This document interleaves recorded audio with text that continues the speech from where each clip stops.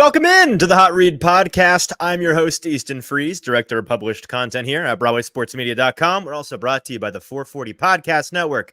You can follow me on social media at Easton Freeze. I'm joined, as always, on this Tuesday afternoon live recording by producer JT, who you can follow on social media at JT_Ruhnke. JT, how are you?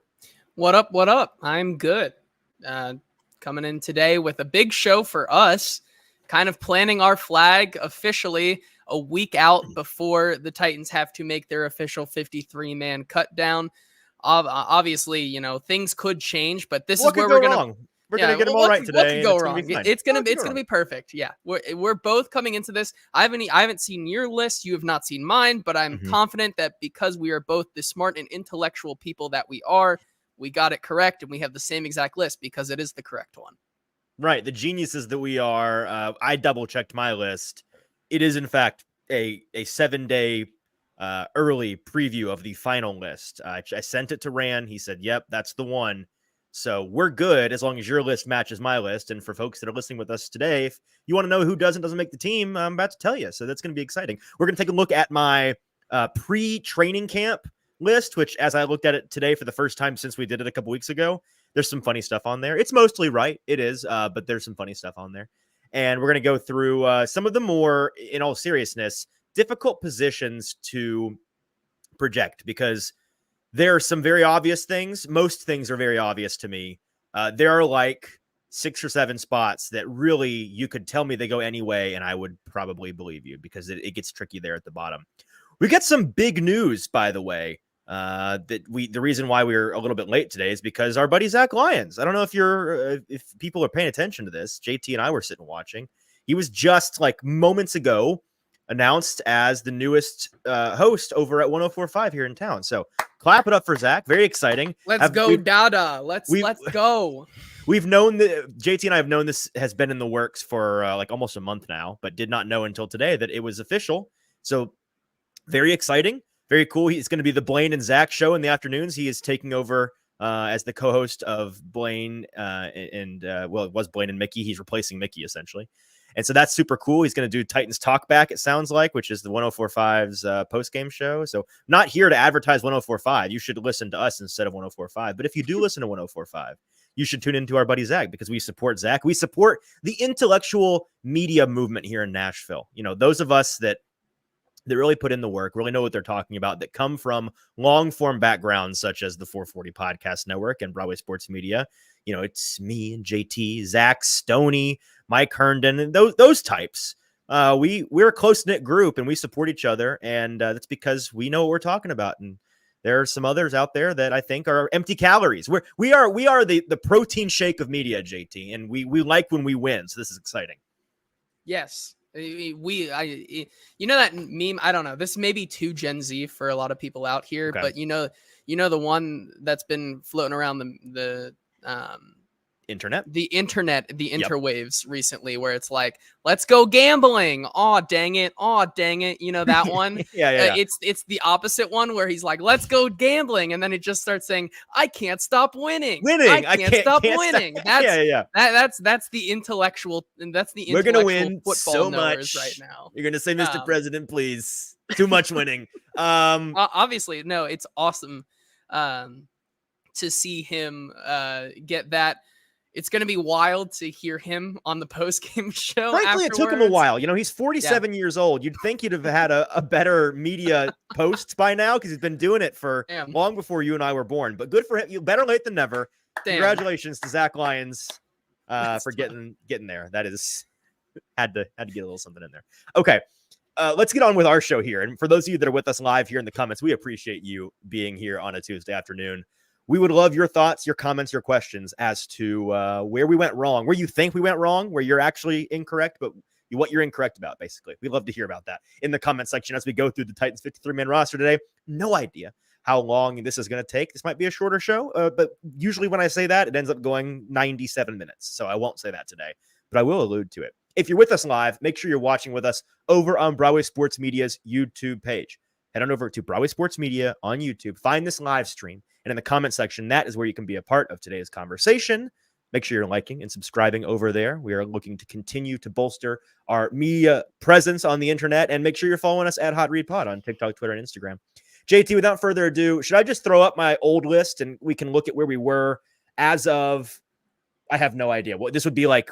We did this July 20-something. Sounds about right? Like right before, like right as camp started. I think it's a good place to start, you know. Yeah, I don't. It's somewhere in there. So I It's think definitely you want to see where you were before you go. You look to the past to get to the future. I think so. That's right. Let's see what we had cooking up there all the way back in July, which seems like an eternity ago. But I'm gonna go find it. It was July 19th. So we are live on July wow. 18th.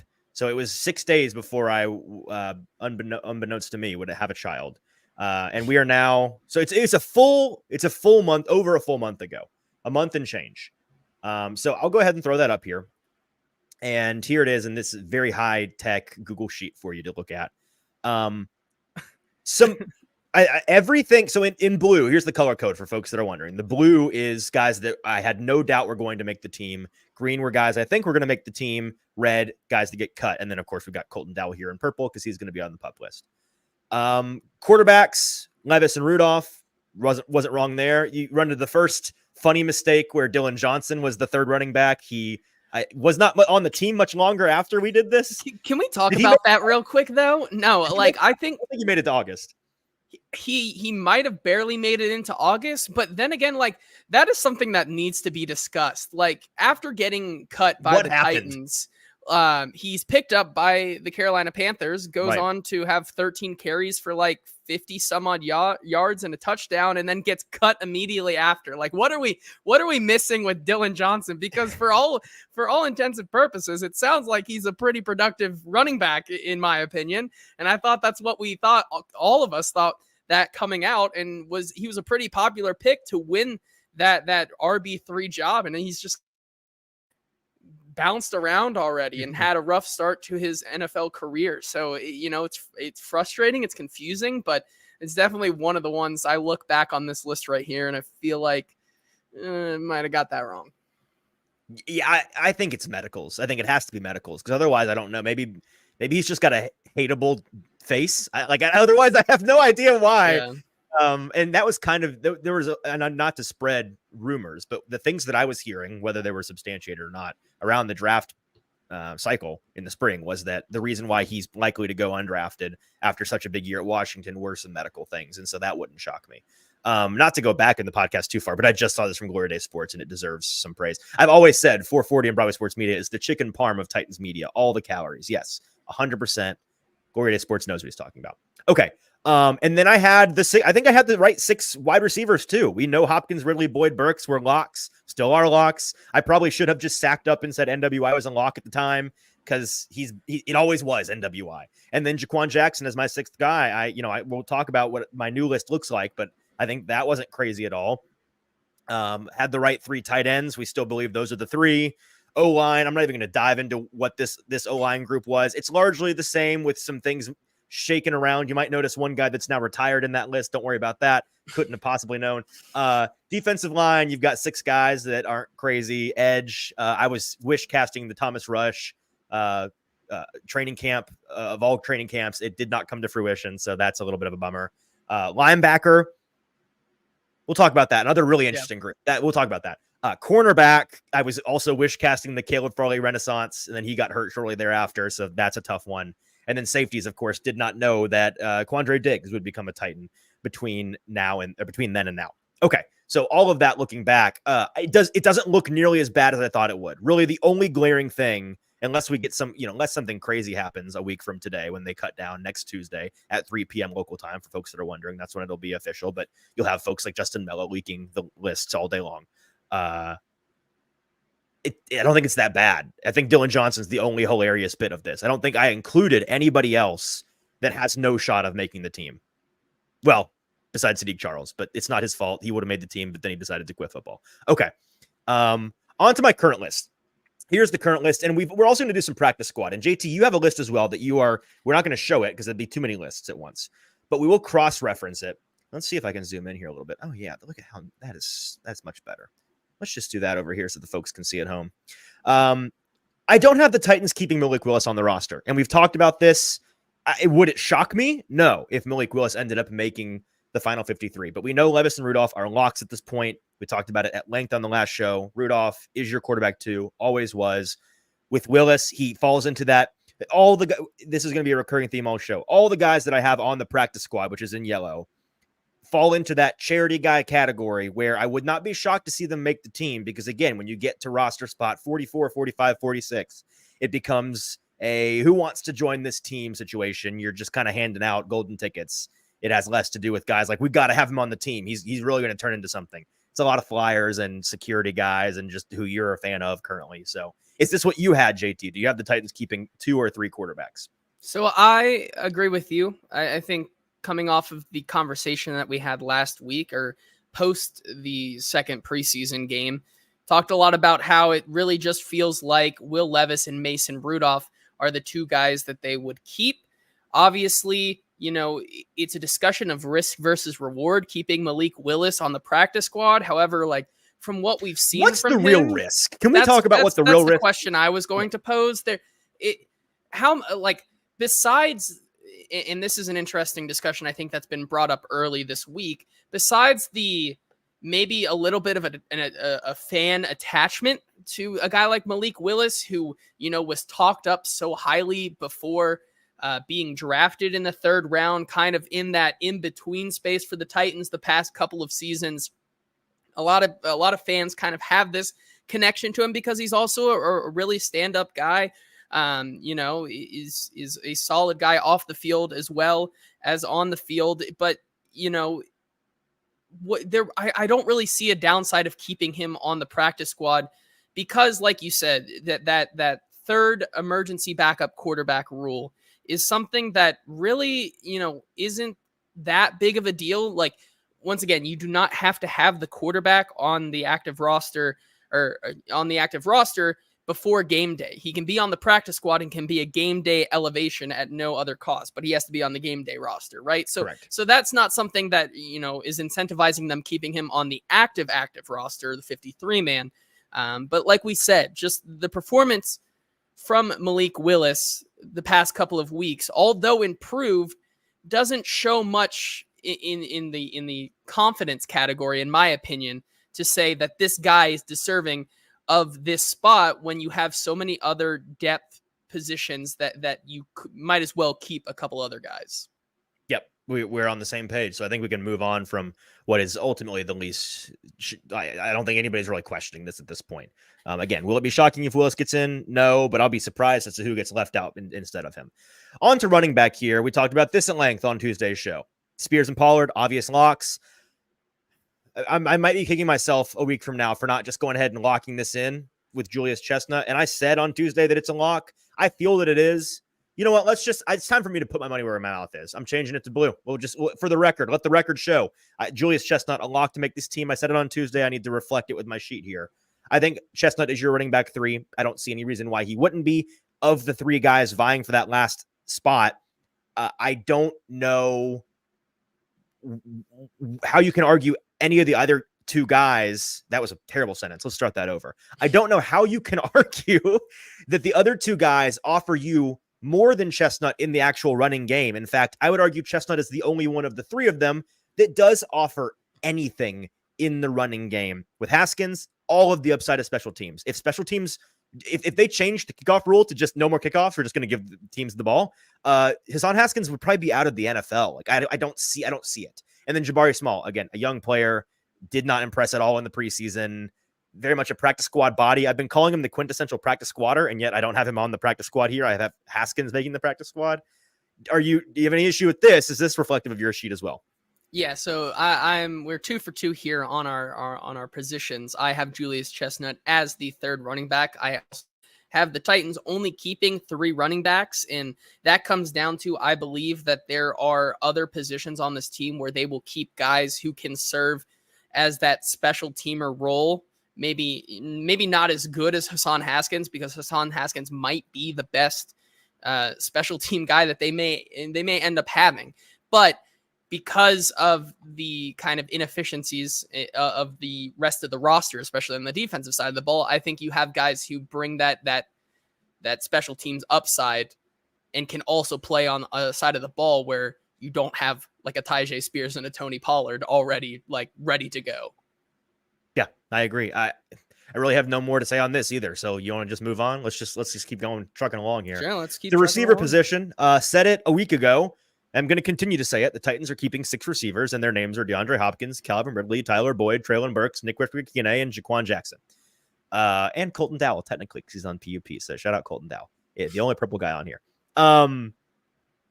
We've beaten this one to death, too. So I don't have much to say beyond the fact that, like I said on Tuesday, I'm still going to give it a 7.5% chance. I've neither increased nor decreased that percentage. A 7.5% chance they keep 7 receivers because they get to the bottom and just decide, Mason Kinsey, you're one of the more talented guys. We're going to keep you, especially in the wake of DeAndre Hopkins, maybe missing a game or two. Will he be on the roster all year long when Hopkins is back and everybody's healthy? Maybe not. Probably not. But for now, week 1, week 2, let's get you in here. You'll start the year on the 53. I think it will be Mason Kinsey. I don't see any world in which it's somebody else. Here's the world in which it becomes somebody else eventually. Jaquan Jackson becomes your full-time punt returner, and he goes down to injury. I still then think it's Mason Kinsey because he's listed right now on their unofficial depth chart, which don't read into it, but he has this whole time been listed as the number 1 punt returner. I think he's their favorite option besides Jaquan. And then, depending on bigger body guys, like in a world in which you're missing DeAndre Hopkins and Traylon Burks to injury, which now that I said that out loud is disconcertingly possible, knowing both of their track records, maybe then you see somebody like Kearis Jackson. I was going to say Kearis Jackson Oliver? or Bryce Oliver. Yeah, I was like, should I say this? If Colton Dowell comes back, you may Colton Dowell. If he comes back, it might be Colton Dowell. That also might be a situation where they're looking to pick somebody off the waiver wire. Yeah, I don't know. I say all that to say, what is the track for Kyle Phillips to jump up onto the roster during the year? It's going to take like Tyler Boyd and Jaquan Jackson getting hurt, I think, for him to see the roster. That's how I currently feel. I think so, considering that Kyle Phillips is already dealing with that nagging hamstring injury that he continues to have almost every single year, right? He's already starting off, even before the season, having an uphill battle, having to come back from that injury. And then, we've seen this time and time again. Once Kyle Phillips kind of has that hamstring injury, it tends to sometimes linger. And so, first of all, he would have to come back healthy and be available for him to even consider a spot on the roster, I think, at this point. And then, like you said, there are so many other moving pieces, I think, on this roster right now that would have to happen for him to bump up. Because we've talked about the different kind of roles that Brian Callahan has kind of divided this wide receiver group into. I ultimately, yes, which one do you think Kyle Phillips most definitely fits into? Like, which one does he thrive in out of the X, Z, Y, any of these kind of positions? Like, Kyle Phillips just doesn't feel like he truly fits any of those. And that's why it's hard for me to even find him a spot on the roster. I think I'm more confident than you that he could be a functional direct backup to Tyler Boyd and be deployed in the same way offensively. I just don't think he can do anything else. And like with Tyler Boyd, you're not going to really move him outside, although in the past he's done it. So like he at least has some experience there. With Phillips, you're not ever moving him out of that slot role. So yeah, again, that's been the problem this whole time, right? He's so singular a player. He is so inflexible.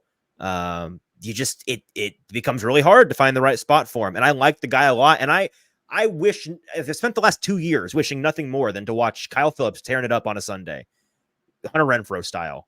But much like Hunter Renfrow, that light burned bright in the right moment, a very brief moment in time. And then I don't know if this is the case with Renfrow, but then it becomes difficult for that to continue. So that might be a very flawed metaphor, but I think that's the case. And I think we can move on here to the tight ends. The first off the board move I've made really so far, I think in terms of Nashville consensus, is keeping 4 tight ends. Maybe even this is something people are starting to come around to. I've beaten this one like a drum. I think David Martin Robinson has acquitted himself well enough in the preseason, first of all, to be worthy of a spot.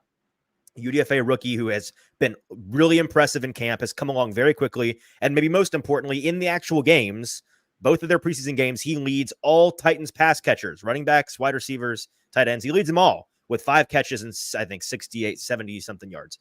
It's been really good. And even more impressive than his receiving prowess so far has been his ability to be that F move tight end, line up as the fullback, and be a key blocker, not just key blocker, but key and extremely effective blocker in the run game. He fits this run scheme really well. The second point, which I've said before, but I'll quickly reiterate, the Titans tight end room is bifurcated into Ys and Fs. The F is that fullback move tight end. The Y is that traditional inline tight end. And we know that Vanette and Wiley are going to be those Ys. We know that Chigakonkwo is the current F that's definitely on the roster. And if they only keep 3, they will only be 1 deep with F. They'll need Wiley or Vanette to be able to play. They need to be able to switch hit a little bit.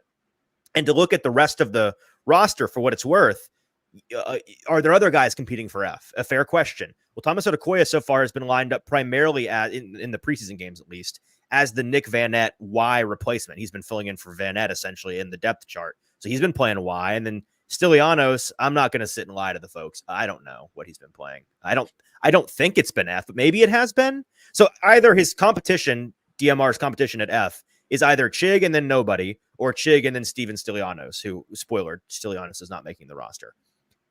Is this what you had, JT? And if so, was this one of the tougher decisions for you?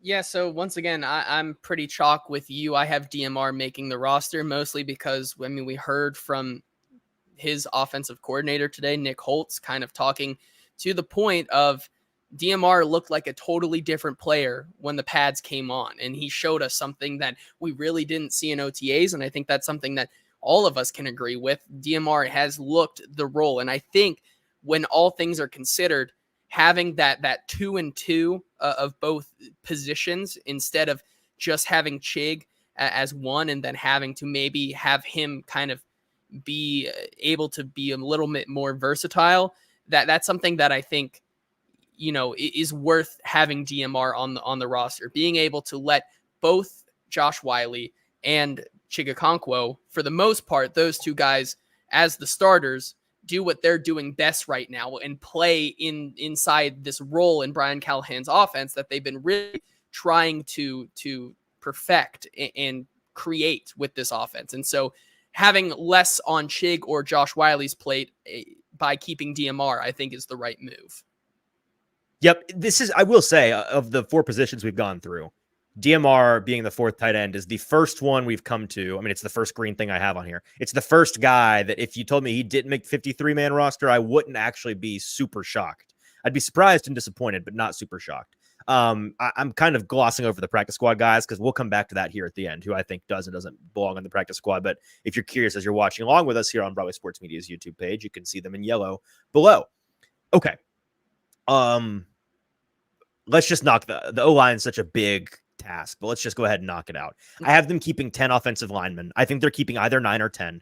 I told JT earlier today, maybe because we keep talking about these charity guys, right? Like we get to the end and there needs to be 7 guys that fill some spots just based on talent alone.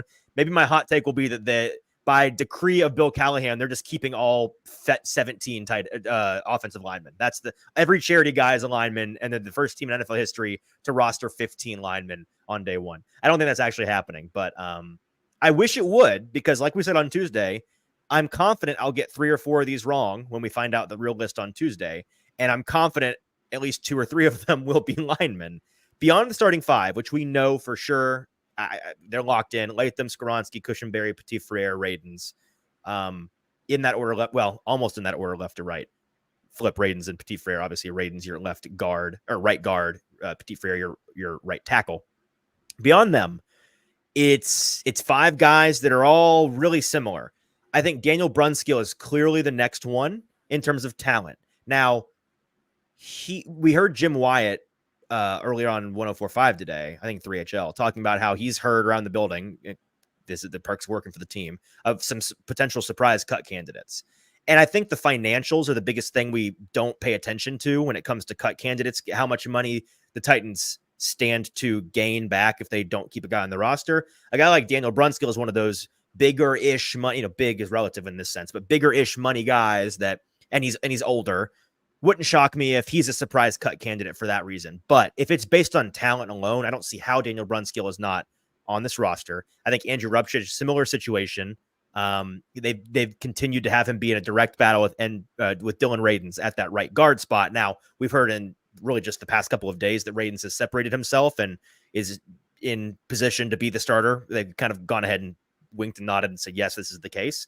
I don't think they're getting rid of the direct backup to him, or maybe their first swing guard in that sense. And then it gets hard. The next three guys, a real crapshoot for me. I'll briefly explain why I included the three I did, and then JT. Surely these aren't the same lists, right? You have different guys. No, I do. This is where we Okay, probably thank God. This deviate is going to the be so most. boring if we were just the exact same roster. Yeah. Okay. I have Latavius Simmons, Jalen Duncan, and Cole Spencer for different reasons. With Simmons, I think just based on watching practice and watching the game so far, I think that he has been the next best lineman. I think that he has looked overall pretty good in both of the preseason games. I think he may have been the best lineman out there, frankly, just top to bottom performance in the second preseason game against the Seahawks. So I'm including him. I think they like him. Jalen Duncan, to be honest with you, I'm including him simply because I think it comes down to you either keep Duncan or Ojukwu. I don't think they keep both tackles. And every time we've talked to Bill Callahan, he has made a point to bring up, that Duncan kid. I like that kid. I don't know. I'm not sure I necessarily agree personally, but I think Bill Callahan really likes him. I think between Ojukwu and Duncan, the reason Duncan got drafted and Ojukwu didn't is Duncan's the better on paper profile, has probably a higher potential ceiling. So I think they keep Duncan because Callahan likes him. And then Cole Spencer, another guy that I just think Bill Callahan likes, young upside, really the only young upside guy amongst these backups on the offensive line, who we know that Bill Callahan spent a lot of time pre-draft scouting, doing a lot of boots on the ground work on him. And he's looked pretty good in 2 preseason games as well. So the controversial guys I'm cutting, I guess, are Leroy Watson, who was brought in by Callahan, and Ojukwu, who started strong in camp, and then his stock has faded. And then I don't think anybody's surprised that Brian Dooley and Jerron Christian aren't making the roster. But can I guess who you had in and out, JT? Sure. Yeah. Surely they're very close. I'd imagine. I don't know. Do you have Ojukwu in and Spencer out? I do not. So here's my list. So like you said, I have the same top 5 as it is. I have them keeping Daniel Brunskill once again, because even though according to Spotrac here, like you said, cap, is something that we haven't really considered. And if you're going by cap hit, Daniel Brunskill is the 17th cap hit on this roster. Okay. So, I mean, having him as a backup is not nothing for $3-something million. Making this team now that we're considering this line of reasoning. Yeah, I still think for what it's worth, though, he is a better option to be the backup center than a Corey Levin, or anybody this is so else. Bad. I didn't even have Levin written on here. Sorry, Corey. Well, Corey's going on the not making the team, I guess. Yeah, but he deserves to be on here in red at the very. Show some respect. Yeah, there you go. Okay, show Corey Levin some respect, even though they did re-sign him. This is why it's such a hard dart throw, right? Because. Right. Do you take into account that they re-signed Corey Levin in the at the beginning of camp? Do you take? But Corey Levin, we know this about Corey Levin. They always he can't die. They just always go to him when they need a body, and this is how it goes everywhere with Corey Levin. He gets cut, then he joins back, and he gets cut, he joins back. He'll be back eventually. I still think that they think Daniel Brunskill is the next best guy up to be that backup center behind Lloyd Cushenberry. So that's why I think they're keeping him. So Andrew top 6 were the same. Yes, Andrew Rupchitz, I have him on there as well. The top 7 were the same. He is probably their backup right guard behind Dylan Radins right now. I think he's their number one swing guard. In general, not to cut you off, I'm sorry, but I think in terms of swing guys, I think number one backup at center is Brunskill. Number one backup at guard is Rupchitz. So I guess then it becomes, who do you think is their number one backup at tackle? Here's where we get into an interesting discussion, because I'm keeping Leroy Watson. Okay. I'm keeping Leroy Watson and Jalen Duncan as my next 2. I have 10 as well. So I have Jalen Duncan and Leroy Watson. And then as my last one, you kind of separated him off, but I am keeping Jerron Christian for a different reason. One is that because I think that when you get down to it, and if they have a very hard-pressed, decision to make, Bill Callahan might go back on the historical guys that these are the guys he brought in. These are the guys that he knows has worked in the past, and in a pinch has helped Cleveland kind of stabilize that line. And so I know a Cole Spencer is a very interesting guy who has a lot of upside. I know Latavius Simmons has looked pretty good, but I'm taking a little bit of a different route when I was thinking about this, as in Bill Callahan looking at this. Okay, if we need a guy to go in, who is a guy that I've had in the past that has worked when I've had to call upon him in a pinch and be that guy to step up. Much Bill Callahan might like having a Cole Spencer come into the team here. Okay, well, our buddy Stoney in the comments does not at all agree with you on the Leroy Watson. And that's fair. Like I said, this is just my kind of my way of thinking. This is how I've really thought about this. Like you said, there are a million different ways. They could keep Brian Dooley for all we know. They could keep John Ojukwu for all we know. Like that's just where my mind went to, that if Bill Callahan needed a guy in the pinch, I feel like he might go with the historical success that he's had with other teams in the past. Fair enough. And I don't begrudge you that at all. And that's why I'm not confident in removing anybody besides Levin and Dooley, just because I know that they're not Bill guys. So I get that. So if I go to my practice squad, so you got no Latavius Simmons, no Cole Spencer on your roster. Those are the differences, right? Yes, I have Cole Spencer and Latavius Simmons, I believe, as my backup guys as on the practice squad. Practice squad guys. Okay. Yes. All right, we'll revisit the practice squad situation in a little bit. Let's move on to the defensive side of the ball here. And if you're with us live, we appreciate you being here on what is just a supremely nerdy, very tedious, the least broad audience we've ever catered to, I think, on the show is this right here. But you know what? Once a year, we're going to do it. So get over it. Defensive line, I've got them keeping 5. I think there are 4 locks here: Simmons, Sweat, Sebastian Joseph Day, and Keandre Coburn. I perceive from what I'm hearing and what I think and what I see, I think that those guys are for sure making the roster. And then I've got them keeping TK McClendon. I wouldn't be shocked that 5th spot being occupied by any of the 3 guys that aren't in red here. So we know Davidson is hurt and out for the year. Tough break for him. I think that he actually had a shot to make the roster before that, but McClendon, Easton, and Bohanna are all competing for that last spot in my mind. I lean McClendon in terms of where he's been rotated in practice and in the games. The one I'd be most surprised by is Easton, who I think has the most upside of the 3. And I've been impressed with him throughout camp, but he's young, he's raw. He screams to me a UDFA rookie practice squad guy. Let's give him a year. That's how I feel. Do you have them keeping 5, and do you have them keeping the same 5? Yes. So I have them keeping 5. That's actually the last addition I made, kind of my last tweak. I had them keeping the 4 there, and Jeffrey Simmons, Tavondre Sweat, Sebastian Joseph Day, and Keandre Coburn. But then I kept continuing to look at that list, and I'm like, they just need depth there, because as much as I think those 4 guys could hold down the fort, the way they've kind of deployed some of those guys in practice and on the field, it feels like they are kind of rotating these guys in. So keeping a 5th, I think, is the option. I would not be surprised if they keep a 6th in Isaiah Easton or Quentin Bohanna. I've kind of said this half jokingly, but I think there is a reality where they like Quentin Bohanna enough to keep him on the 53 man. I agree. I think there is a role where that happens. In practice, that has given me signs that says they might like this cat more than we think he's an actual person. Like, they might like him enough to actually take him off witness protection. More than we are critical of his actual existence. Correct. Right. And so I do have them keeping 5 right now. Like you said, I have them keeping TK McClendon. I think he's the guy that they've rotated in a lot more than the other guys. Isaiah Easton's an interesting guy to keep tabs on, like we just said with Quentin Bohanna. But coming down to it, I have those 4 guys and TK McClendon making that 5th spot. Okay, let's move on here to the edge position. Another contentious situation. I've got them keeping 4, man. I think that you've only got 3 that are locks, and that's Harold Landry, Arden Key, and Jalen Harrell, the rookie. I've got to keep him Rashad Weaver, because I think well, first of all, they need 4. You have to have at least 4 edges. You can't just rock and roll with 3 into the season. That's not going to happen. I don't know. Before I give my thoughts, did you also have 4? Did you slide a 5th in there? Nope. I have them keeping 4. And this was something that I think was pretty apparent to me in today's press conference with Denard Wilson, how he talked about that edge group. Not a lot of glowing things across the board for his edge group, kind of beating around the bush with coach speak.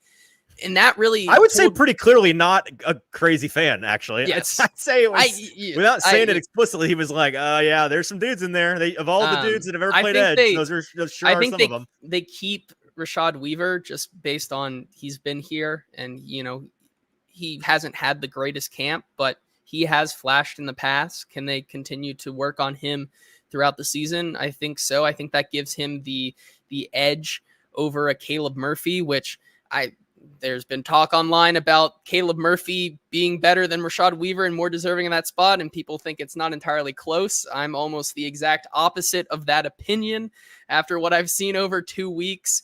As much as like John says in the comments, they're so sick of Rashad. He's the known quantity that can help you in a pinch, and I think that's important with this group.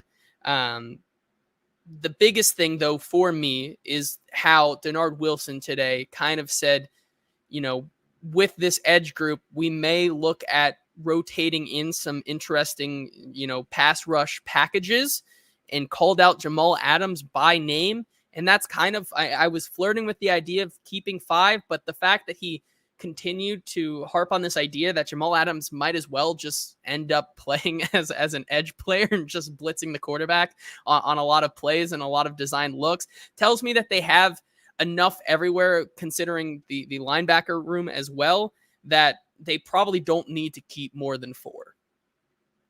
Yeah, I agree. I think in their minds, they would like to get a 5th at some point, whether that's in season or right before. Like, I don't know what the plan exactly will be. But I continue to think that they'll be grinding the waiver wire, the cut wire when cut down day happens for another body. I don't see a 5th guy on this roster for sure to make that group. So only having 5 D linemen and only having 4 edge players allows for me to probably the most foolish part of my list. If I'm being 100% honest, before the we most move on real likely quick, because we do have some comments here, like sure. In the comments saying hot take Caleb Murphy over Weaver. The reason why I think that Rashad Weaver, did Mike Herndon log in as Kenneth Kroll? Is that what just happened? The reason why I'm keeping Rashad Weaver over Caleb Murphy is that through 2 games, it's been apparent that Rashad Weaver looks like he knows where to be on a play, whereas Caleb Murphy continues to look lost out there. And I think if you're going to keep a 4th edge guy, you'd want the guy who has, has a few years under his belt, at least 2, and looks like he can play the part more than Caleb Murphy has. There was a lot of times in that second game where Caleb Murphy, just absolutely looked lost, was missing where the ball was going. Honestly, he was missing the run was going this way. Caleb Murphy went the exact opposite way. Mm-hmm. Like, he's just not ready. And like, I get that he has some traits that gives him that upside. But like we said, if we're going into this discussion only keeping 4, I'm taking the guy who knows where to be on the field. To elaborate on that, and as Stoney says here in the comments, 100% agree. We've got to hold Mike Herndon accountable. That's I believe, at Mike Herndon NFL, if you want to go let him know about it on Twitter. For the Caleb Murphy hype train, 2 years in a row now, he has led this scurrilous, fruitless campaign. You just gave your reason for why you have Weaver in over Caleb Murphy. Not to get too deep in the weeds, but my reason is because Weaver he's been good before and Caleb Murphy never has been. That's my primary reason, is that I've seen at one point in their career Weaver do some things in real games that matter and make some form of impact. With Caleb Murphy, I've just never seen it. And nothing against Caleb Murphy as a human being. It's nothing personal. I just don't think he's that good a ball player right now. And he continues to need to develop. So anyways, limited numbers at D-line and at edge allow for me to do the dumbest thing I've done in my 53. And that's keep 6 middle linebackers. I am self-aware of the fact that this is me just kind of wish casting it. I'm self-aware of the fact that this is likely not the number. I think it's far more likely they keep 5 or maybe even 4 middle linebackers than they keep 6. But I have them keeping 6. We know the 3 that are locks, and that's Jack Gibbons, Kenneth Murray, Chance Campbell. Those 3, they keep talking about Gibbons and Murray as the starters. They're getting the starter treatment. No mistaking that situation. And then Chance Campbell has been the best defender on the entire Titans team the last 2 weeks in camp and at practice, at practice and in the preseason games. So that's in stone. Those guys are locked in my opinion. Then you have the trio where things get interesting. Otis Reese, James Williams, Cedric Gray. You want to keep them all for very different reasons. With Otis Reese, he's the best of the 3 right now. Veteran, highest floor at the moment. With James Williams, you keep him because of the ceiling. He's a rookie. He is I think the highest. Well, right now he has shown the highest ceiling flashes so far, and you're excited about what he can become as a 7th round draft pick. And then Cedric Gray, you don't keep him for anything he's done because he's not done anything. You keep him because he's a 4th-round draft pick. And when you scouted him in college, you were given enough reasons to draft him in the 4th round to like him. Like there's a lot to like there on tape. It's just been a while. So let's talk about this, JT. The odds are one of these guys doesn't stay. Who's your money on to end up getting cut, and why? I honestly don't have an answer yet in my head. I'm gonna think about it while you answer. I'm so just torn on What'd you do, by the way? Did you keep 6? Did you keep 5? What'd you do? I kept 6, but then again, it's like those comments were pretty damning by Brian Callahan last week on Cedric Gray to the point where I feel like they can't cut him. I'm interested to see what they do with him. So he's on my list as that. I think 6. He turns purple. I think he turns purple on my color coding list. I think that he ends up as he turns purple. He holds his breath until they keep him on the team. They say no, and he turns purple. No, I think he becomes a pup IR guy. In my gut, that's what I think is they find a list to put him on, and it may be a scuttled season. Like he may be a developmental, and that'll be very disappointing if that's the case. But I think that might be their solution because you cannot cut him. The biggest thing is that as we've gone through here, right? The middle linebacker position is the one where I think they may make the most frustration in that they may find a way also to justify keeping Luke Gifford because of his special team prowess. Like you said with the Hassan Haskins, if you're not keeping Hassan Haskins, okay, you kind of need another guy who's your ace in the hole on special teams. And so is James that? I don't know. Could James Williams really be that guy who would be a surprise cut because we've talked him up for so long over these past couple of weeks here?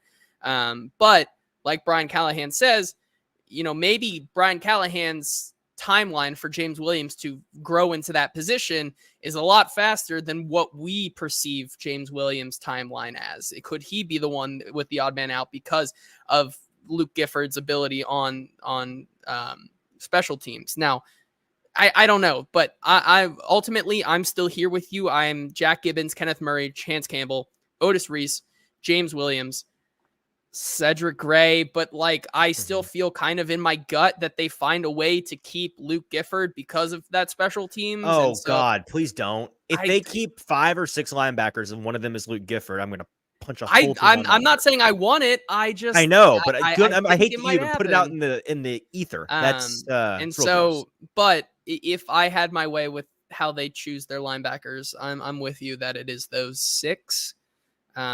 Most likely 5 because I think that they do something with Cedric Gray. Then again, like it's been a shoulder injury.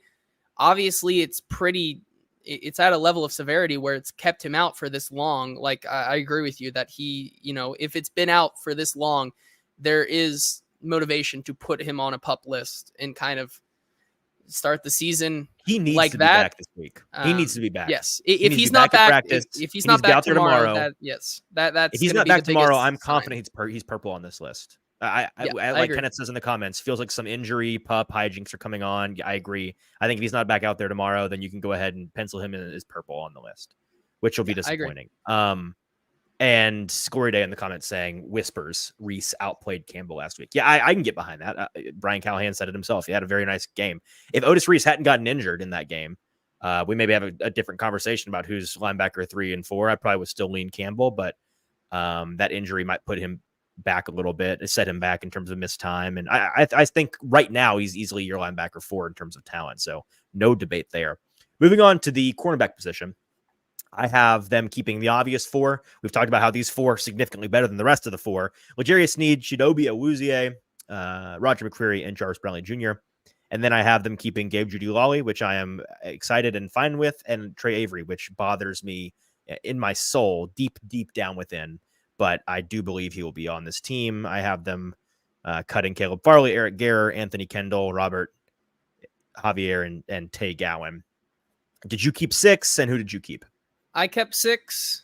Begrudgingly, I kept Trey Avery. I don't know. Do we have the exact same list so far, by the way, except for offensive line? No. So offensive line is the big one. This is where I'm also going to deviate as well. Good. I'm keeping Eric Garrer Mostly over because over Gabe Judy Lally right now. And honestly, looking back at it, would I probably just keep Gabe Judy Lally for S and G's, over him? Probably. Kicks and gigs. Like, the reason I'm keeping Eric Gehrer is when you look at this list out, like, they're truly, like, the way they've been using Jarvis Brownlee as a mainly outside guy, as someone who they want to excel on the outside, shows me that that's where they feel his natural position is at right now.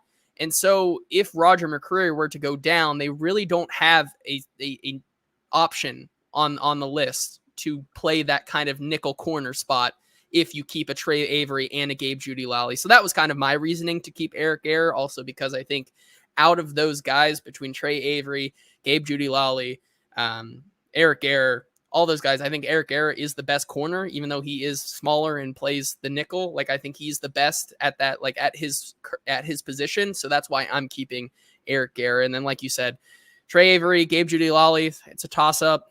Like, I put Trey Avery because, just like my throwing out there in the ether with Luke Gifford, they somehow find a way with Trey Avery. They know something clearly that we just don't, and they're seeing something that we're not, I guess. Like, that's my only rationale behind that. I don't think they're seeing something that we don't. I don't think that's it. I think it's just that they trust him, and you're just begrudgingly fine with it. You know, it is what it is. You don't feel like you have somebody that is a confident vet option as your like. I don't know. I think they feel like he's a necessary evil. And evil is so strong. It's nothing against him personally. It's just I don't know. You get what I'm saying? Where they feel like they kind of need that role, and he fits that role, and they just wish he was better at that role. Yeah, I mean, I agree. And as John says in the comments, as your cornerback 6, it's not the worst thing, but you certainly would like better. Well, and if Gabe Judy Lally is the guy they keep, I think that he's your cornerback 5, actually. If Eric Gehrer is the guy they keep, like JT thinks, then maybe that's the case. I don't know. Moving on to safety. I think this one's pretty easy. Honestly, I think they keep 4. The reason why I think they keep 4 is because every time we've talked about roster so far with Brian Callahan, he's used, I don't know if this is probably non-intentional, but he's used as his example, like when he talks about talent versus fitting needs on Monday, he literally said, well, do we need to, keep a 5th safety or go with a more talented guy?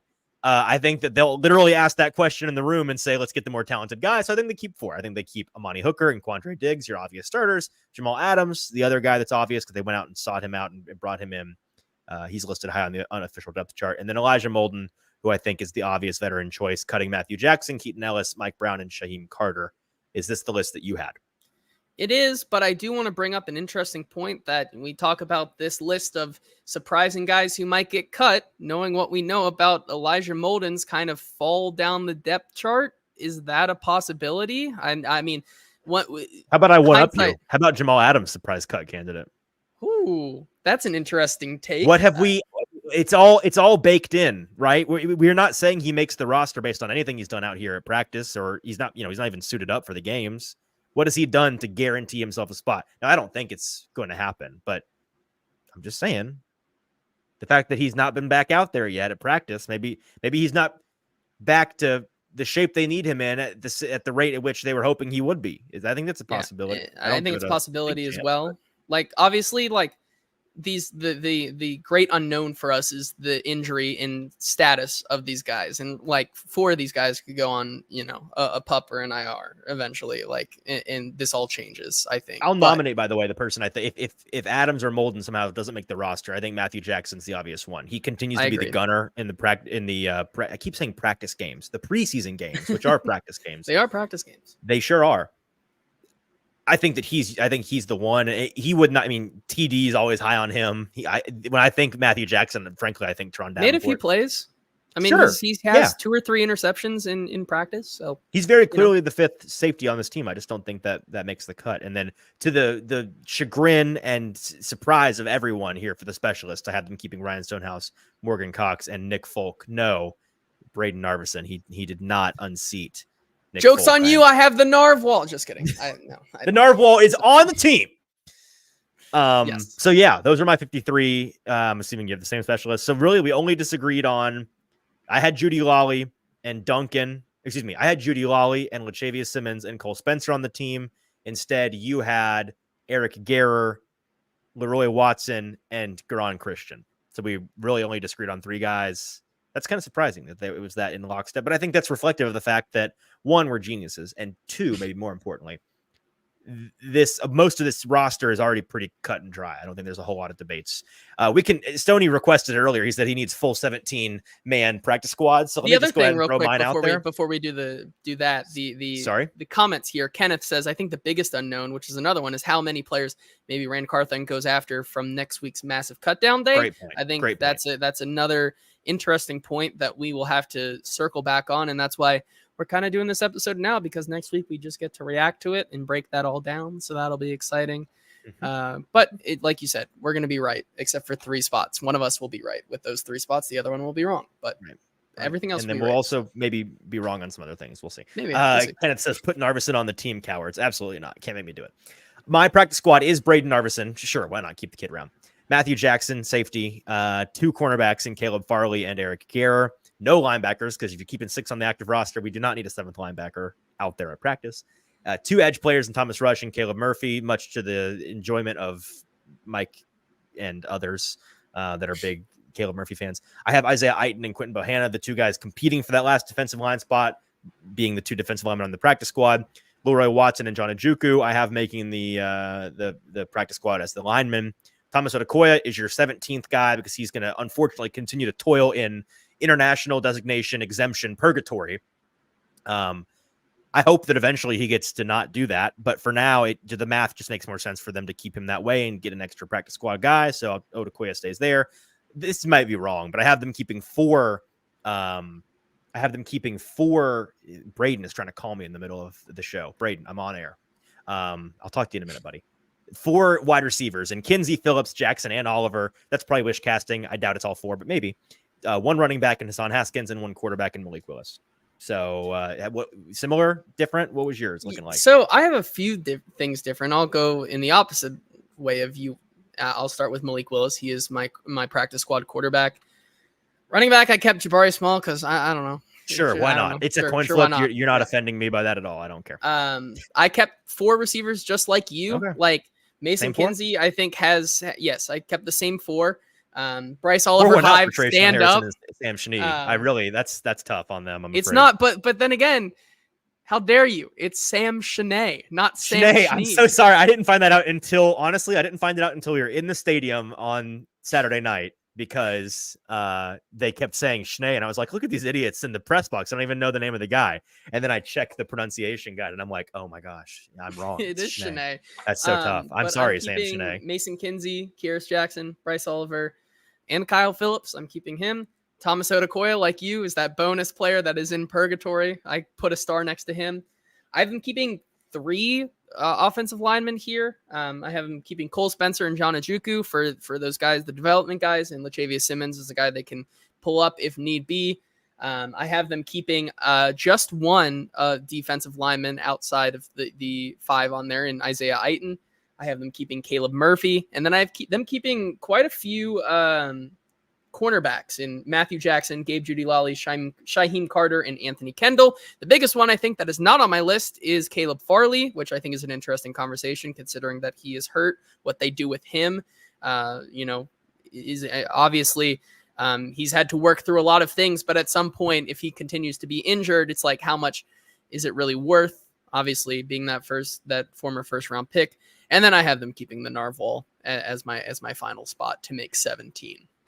Well, we stretched a full hour out of that. Unbelievable. So cool. Those are our 53-man rosters. We will maybe publish them somewhere by the end of the week. We'll find out next Tuesday. Like we said, Tuesday at 3 p.m. local time here in Nashville will be the final cut down time. Be checking social media if you care about these things earlier, because throughout the day we'll be hearing guys that were cut or that were confirmed with the practice squad and therefore not on the main roster. All of those things we'll be finding out as we go. So look forward to that. Look forward to this Thursday. JT and I will be doing a show at the same time, 4 p.m. local time, recapping the last 2 practices of training camp that are happening tomorrow morning and Thursday morning over at the Titans facility, right before they head on over to the Saints Stadium, which is called the Superdome.